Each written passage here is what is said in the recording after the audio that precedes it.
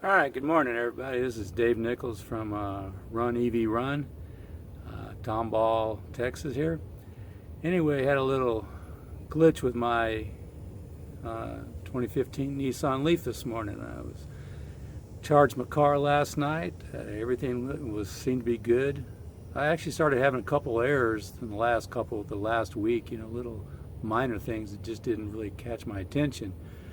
But this morning, when I went out to the car and was all ready to go to work and got it, and disconnected my charging cable from the car and everything and got inside and turned the car on, and it acted like it was already on, but it couldn't have been because I was charging, and it won't let you charge if your engine's running.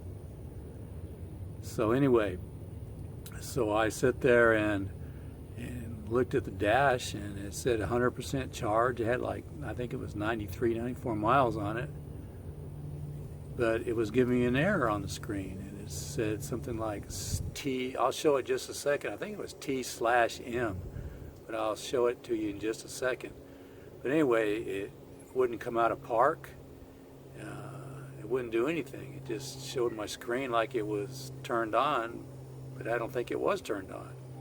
Like I said earlier, supposedly you can't charge a car if your engine's turned on.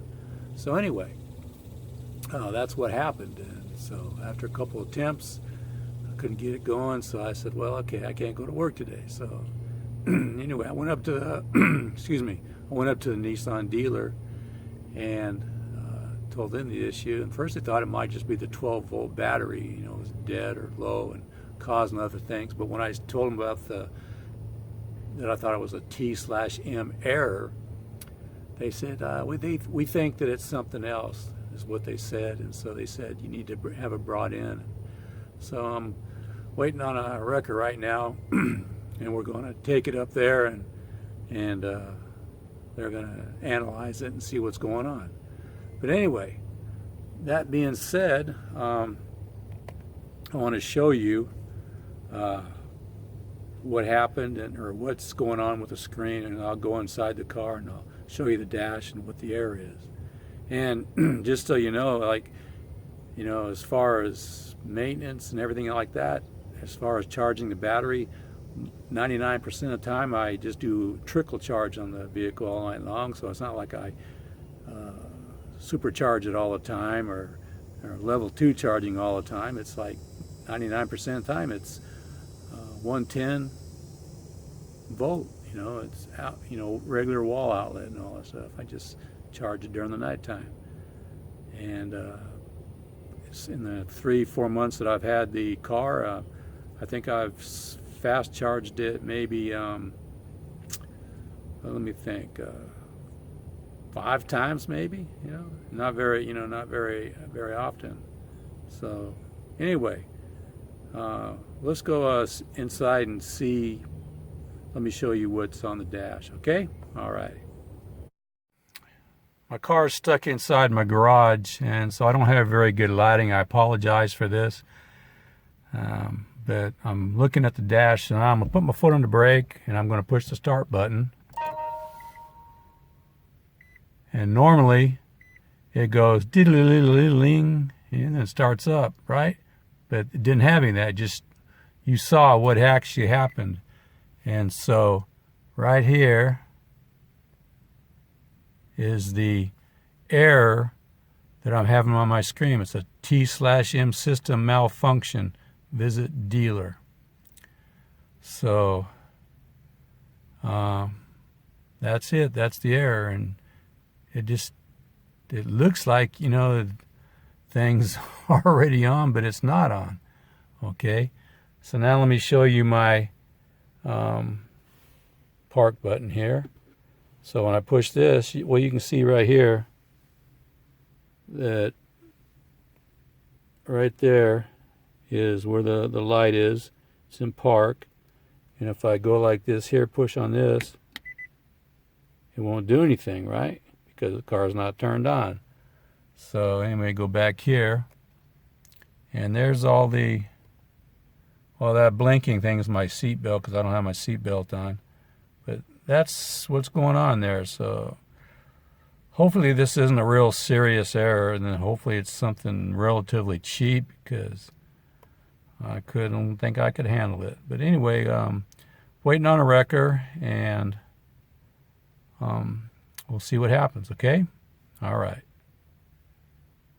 All right, so anyway, I had the wrecker guy come out to the house, and since my car was completely dead and couldn't get it to even get it out of park to put it in neutral, he wasn't able to get it out of the garage because there was such a tight area that no way to get the dollies under the car or anything. Couldn't even get it in neutral. And he called up several people, and they didn't know how to get it in neutral. And finally we just decided maybe the 12-volt battery was dead. And so anyway, what I did was I took the battery out, got on my motorcycle, and carried it on down to Advanced Auto. They hooked up the diagnostics to my battery, and sure enough, my 12-volt battery was dead.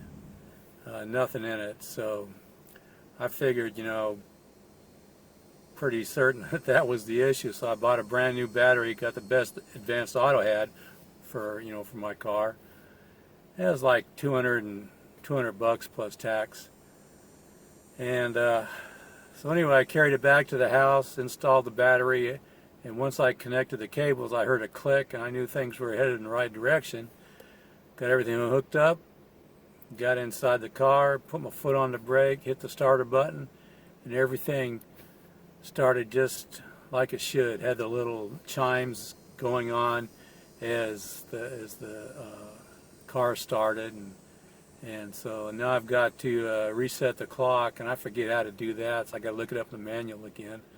But so far everything seems to be good. I'm gonna go back down to Advanced Auto and have them double check my battery and check out make sure the alternator's charging and things like that. But I think we're good.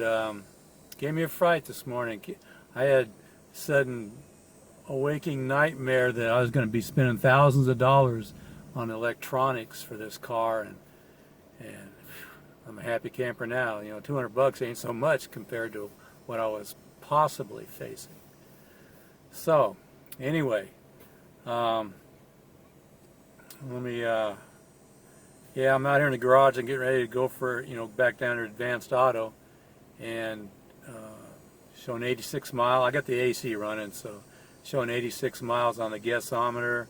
The temperature of the battery is good, about normal, 99% charge, and everything's looking good. So anyway, lesson to be learned, okay? If all of a sudden you wake up one day and your car just like doesn't seem to want to go anywhere and you can't get it out of park, and it looks like it's on but it's not on, then most likely it's your 12-volt battery. And that's easy enough to take out and replace with a new one. You can get the best. The best is like, they were showing Advanced Auto, best was like $250, I think it was. $240, $250. And the one I settled for was $200. You could have gotten a little cheaper, but hey, $200 is all right, So I'm a happy camper. Anyway, lesson learned, and hope you got something out of this video, and you all have a good day, and just remember, run EV run. All right, bye. I wanted to do a little follow-up after my 12-volt battery going dead yesterday. I wanted just to do a short follow-up. I was reviewing the video, and I noticed at least one error that I made.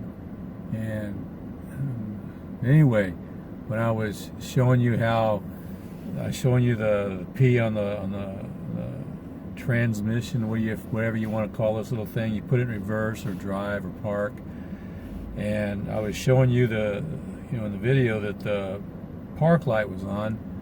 I meant to be sitting there showing you that I couldn't put it into reverse or drive, I don't know what happened. My brain had a brain fart or something. But anyway, I was pushing down on the park button, and we all know that when it's in park and you push in park, it's not going to go anywhere. It's going to stay in park. And so that wasn't what I was trying to do. I was going to push it into reverse to show you that I couldn't go into reverse and all that stuff. But anyway, I apologize for that.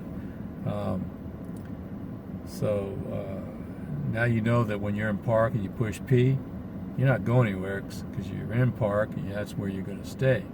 Now, if you're in drive or reverse and you push the P button, and you're stopped, then it'll go into park. So that being said, after I backed out of the garage, which really was a good feeling. Never thought I'd get a thrill out of backing out of a garage, but the car was working fine. I backed up, and then I said, okay, now I need to go back down to Advanced Auto and have them check out my battery again, make sure that everything was in working order and wasn't showing any other faults. And I did that. I drove back down to Advanced Auto, and they hooked up their diagnostic machine, and everything looked good. Everything's good. So then after that, I drove over to the east side of Houston to where my wife works with her daughter, and I had no problems. And then I drove back, and all this time it's like 100 degrees, 102 degrees, I think. And so no problems whatsoever. Made several stops, and then finally I got home and put the old charger on it. It came out this morning, and everything's good. 100% charge. This morning I think it was like 99 or 100 degrees. Yesterday afternoon it was 102, according to the thermometer here in my car. And right now, and I'm here at Meyer Park in Spring. It's kind of close to what's on Cypresswood Drive, and close to it's in between Champion Forest and I think it's Stubner Airline. Yeah, Stubner Airline. Anyway, it's a beautiful park, and right now the temperature is showing 99 degrees outside. I was going to go exercise. Had everything except my jogging shoes. And I can't go jogging or working out in my work shoes because that's what I wear to work. So now instead of going jogging, I'm finishing up this video. Good opportunity. Enjoying the park. It's really kind of quiet here, and not really. I think I only see one or two people around. But anyway, all's well that ends well. And if y'all would like to, click on the like button. If you want to subscribe to my channel, I'm trying to get out a video once a week. I think I've missed once. Maybe this week I might miss it because of this little technical issue, But anyway, like and subscribe, and look at my links below, right down there at the bottom of the screen there. And you can get a hold of me on Twitter, and I've got the link for Twitter in there. And so that's all for today. Hope you all having a good day, and thank you for watching my video. And take care, and remember, run, EV, run. All right, bye.